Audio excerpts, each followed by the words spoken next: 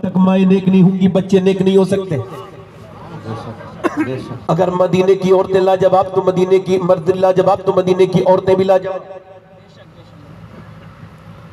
है कि नहीं लाजवाब? बोलो। इधर देखो 313 की तरफ के हमला करने के लिए अबू जहल इतना ओवर कॉन्फिडेंस में था, ऐसा बोराया फिर रहा था कि अपने हाथ में लेके रस्सी हाथ में घूमता था, कहता था इस रस्सी में मैं बांध के लेके आऊंगा अल्लाह के नबी को, इसमें बांध के लेके आऊंगा।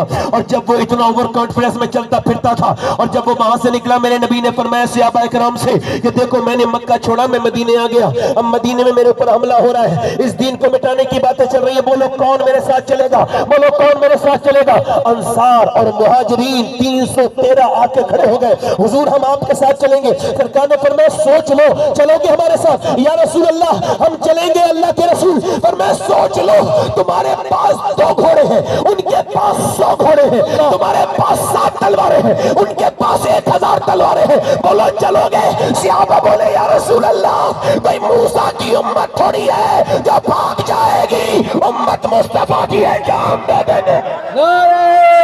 तकबीर, नारे रिसालत, उम्मते मुस्लिमा।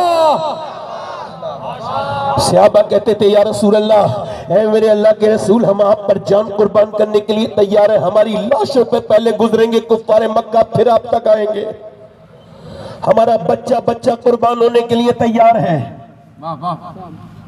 मेरा इमाम कहता है हुस्न यूसुफ पे कटी मिस्र में अंगुश्ते ज़नान सर कटाते हैं, तेरे नाम पे मर्दाने अरब। वाह वाह। मेरे नबी ने फरमाया फिर चलो, 313 चले हैं मगर 7 तलवारें हैं बाकी तो दुनिया। अब जरा गौर करो, इधर देखो 7 तलवारें हैं, 313, अब 306 लोग जो है ना उनके हाथ में तो कोई तलवार ही नहीं है, तो मेरे नबी पाक ने फरमाया खजूर की डंडियां दे दो। अब खजूर की डंडियां काट काट करके सहाबा इकराम के हाथ में दी जा रही है। आप मुझे ये बताओ कि खजूर की डंडी कभी तलवार का मुकाबला कर सकती है? और अगर तलवार के मुकाबला करने वाले को खजूर की डंडी दी जाए तो वो डर नहीं जाएगा? अरे इससे क्या मुकाबला होगा, ये तो खजूर की डंडी, इससे तो कुछ भी नहीं होगा। मगर सहाबा इकराम खजूर की डंडियों को हवा में लहराते हुए जा रहे थे और ऐसे लहराते हुए जाते थे जैसे खजूर की डंडी नहीं कोई हाथ में एटम बम हो, घुमाते हुए लेके जाते थे। यहूदियों ने कहा मुसलमान पागल हो गए क्या? अरे दिमाग खराब है तुम्हारा, क्या खजूर की डंडी कभी तलवार का मुकाबला कर सकती है? तो सहाबा बोले सुनो यहूदियों, ना खजूर की डंडी पर ना तलवार पर है, भरोसा जितना भी है मदीने की सरकार पर है। पीछे वाले नारे रिसालत, अज़मते मुस्तफा, इख्तियाराते मुस्तफा, सीरते मुस्तफा कॉन्फ्रेंस, सैयद शबाहत साहब क़िबला। मदीने के लोग चले हैं, मदीने के लोग चले हैं, और चले कैसे ये भी आपको बता दूं मेरे भाइयों, मेरे दोस्तों, मेरी बहनों, आप भी सुन लो वो चले कैसे हैं। और रमजान का महीना है, उन्होंने रोजा कैसे रखा है? आपकी और मेरी तरह पेट भर भर के उन्होंने सहरी में नहीं खाया है, उन्होंने सहरी में सिर्फ एक खजूर की गुठली को चूसा है। खजूर भी पूरी पूरी नहीं है उनके पास, उन्होंने खजूर की गुठलियों को चूसा है और चूसने के बाद उन्होंने उसी खजूर की गुठली को चूसने के बाद उन्होंने जो है वो पानी पी लिया और उस खजूर को गुठली को फेंका नहीं, फिर जेब में रख लिया है कि जब रात को शाम को रोजा अफ्तारेंगे तो इसी खजूर की गुठली को चूसेंगे और ऊपर से पानी पी लेंगे। कपड़े उनके फटे हुए हैं, उनके पास कुछ नहीं है, कुछ भी नहीं है। वो धूप में चलते चलते 170 किलोमीटर का सफर तय करके बद्र पहुंच गए। बद्र को अल्लाह ने अपनी आयत बताया है। जब वो बद्र में पहुंचे, अल्लाहु अकबर वलक़द नसरकुमुल्लाह बिबद्रिन व अंतुम अज़िल्ला, जरा गौर करो ये कौन सी बद्र है जिसे अल्लाह ने अपनी आयत बताया? ये 313 जब जाके खड़े हुए और इनके हाथों में वो खजूर की डंडियां देखी, वो फौज जो पूरी रात नाच कूद की थी, जिन्होंने पूरी रात शराबें पी थी, जिन्होंने गोश्त खाए थे, जिन्होंने ऊंट को काट काट करके उनके भून के गोश्त खाए थे, जो बकरे खाए थे, वो मुसलमानों को देख के मजाक उड़ाते, तालियां बजाते और कहते ये हमसे लड़ने आए हैं। जरा देखो तो इनके हाथों में खजूर की डंडियां हैं, ऐसे मसलेंगे मुसलमानों तुम्हें जैसे खजूर, ऐसे मसलेंगे जैसे तुम्हें मच्छर और मक्खी को मसलते हैं, तुम्हारा निशान मिटा देंगे। हमसे लड़ने आए हो, तुम्हारे पास है क्या? जब انہوں نے ایسی باتیں کی، مسلمان ان کی طرف دیکھنے لگے تو میرے پیغمبر نے سر سجدے میں رکھ دیا. یہی تمہاری طاقت تھی جو تم نے چھوڑ دی، سر سجدے میں رکھنے کی عادتیں چلی گئی. اب تم کبھی ادھر جاتے ہو، کبھی اس کے پاس، کبھی اس کے پاس، کہاں بھاگے پھرتے ہو؟ ایک در کو چھوڑ کے ذلیل ہو گئے، ہر جگہ چلے گئے. وہ ایک سجدہ جس کو تو گرا سمجھتا ہے 1000 سجدوں سے دیتا ہے آدمی کو نجات. میرے نبی نے آج سجدہ کرنا سکھایا ہے. میرے نبی نے آج سجدہ کی جگہ آج سجدے میں سر رکھا ہے. حضرت سیدنا ابو بکر صدیق بیان کرتے ہیں کہ میں نے حضور کو جتنا اس دن روتے دیکھا اتنا کبھی روتے نہیں دیکھا. میرے نبی روتے روتے، میرے پیغمبر روتے روتے، اللہ کے رسول صلی اللہ علیہ وسلم روتے روتے، میرے نبی کی چادر جو ہے وہ نیچے کو آتی ہے اور نیچے کو آ کے گر جاتی ہے. کہتے ہیں میں اوپر کو اٹھا کے چادر رکھتا ہوں، پھر نبی کی چادر نیچے گر جاتی ہے اور حضور رو رہے ہیں، حضور کے آنسو نیچے کو گرتے ہیں. میرا امام کہتا ہے آنکھیں رو رو کے سجانے والے، جانے والے نہیں آنے والے. آنکھیں کچھ کہتی ہے تجھ سے پیغام، وہ تیرے یار کے جانے والے اور حسن تیرا سا نہ دیکھا نہ سنا. کہتے ہیں اگلے زمانے والے، اور ساتھ لے لو مجھے، میں مجرم ہوں، راہ میں پڑتے ہیں تھانے والے. اللہ کے رسول کی آنکھوں کے آنسو گر کے اور بدر کی ریت کو بھگو رہے ہیں. میں کہتا ہوں اے اللہ کاش میں انسان نہ ہوتا، بدر کی ریت کا ذرہ ہوتا جس میں میرے نبی کے مبارک آنسو گر جاتے. کاش وہ کون سی آنکھیں رو رہی تھی. میرا امام کہتا ہے جس طرف اٹھ گئی دم میں دم آ گیا. اس نگاہ عنایت میں لاکھوں سلام. وہ کون سے لب تھے جو آج اپنے رب کی بارگاہ میں فریاد کرتے تھے؟ کیا لہجہ تھا، کیا انداز تھا، کیا بات کر رہے تھے میرے نبی. عرض کرتے تھے میرے رب، میرے رب، میرے پروردگار، اے میرے پروردگار کون سے لبوں سے پتلی پتلی گلے خوشی کی پتیاں، ان لبوں کی نزاکت پہ لاکھوں سلام. عرض کرتے ہیں میرے مالک میں نے جو مکے میں تکلیفیں برداشت کی، جو میرے اوپر منڈیوں میں مظالم اٹھائے گئے، جو میرے اوپر پتھر مارے گئے، جو میرے اوپر اونٹ کی اجڑیاں رکھی گئی، جو میرے سر کو پھاڑا گیا، اے میرے مالک جو کعبے میں مجھ پر ظلم ڈھائے گئے اور جو مجھ میں مکے پہ مظالم ڈھائے گئے اور جو میرے گھر میں پتھر مارے گئے، جو میری بچیوں کو آ کر کے پتھر لگے، جو میری بیٹیوں کو طلاقیں ہوئی، اے میرے مالک جو شیب ابی طالب میں میری گھر کی بیٹیاں 9 دن تک بھوکی رہی اور انہوں نے پیڑ کے پتے کھا کھا کے وقت گزارا.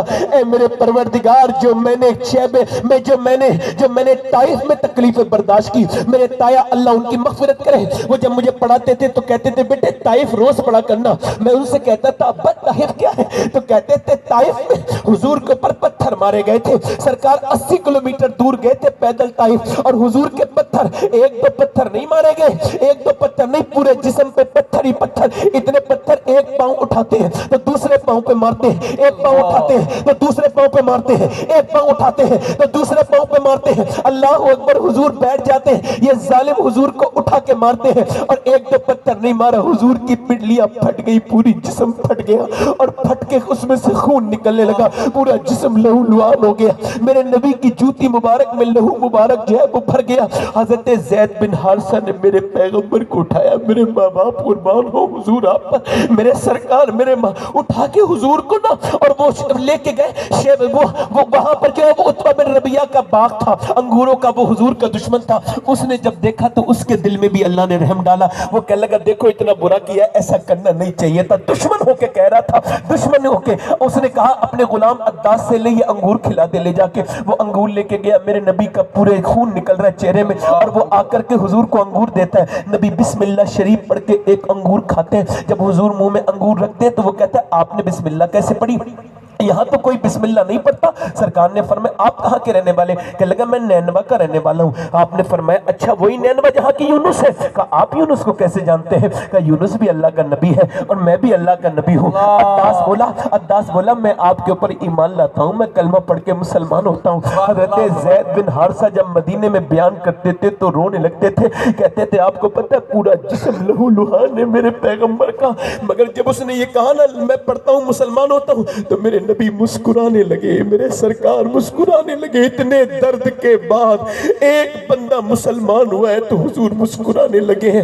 اللہ اکبر. میں آپ سے پوچھتا ہوں اگر آج کا کوئی اس نوجوان اس محفل میں نماز شروع کرے گا اس کا باپ خوش ہو نہ ہو، مگر مدینے والے آقا میرے اتنے خوش ہوں گے، میرے آقا کو خوشی ہوگی. عزیز علیہ ما عنتم حریص کی تفسیر میں مفتی احمد یار خان نعیمی بیان کرتے ہیں کہ ہر نیکی سے امتی کی نبی کو خوشی ہوتی ہے. جب وہ نیک عمل کرتا ہے ذرا غور تو کرو، آج غور تو کرو، ایک بندہ ایمان لایا تو اتنا حضور اقدس صلی اللہ علیہ وسلم کو خوشی ہے، مگر اے بتاؤ جب اتنی ساری لڑکیاں ایک ساتھ اسلام چھوڑ رہی ہیں ہندوستان میں، تو میرے نبی کو کتنی تکلیف ہوتی ہوگی، کتنا سخت سرکار کو تکلیف ہوتی ہوگی، کس پیغمبر کو بھلا دیا؟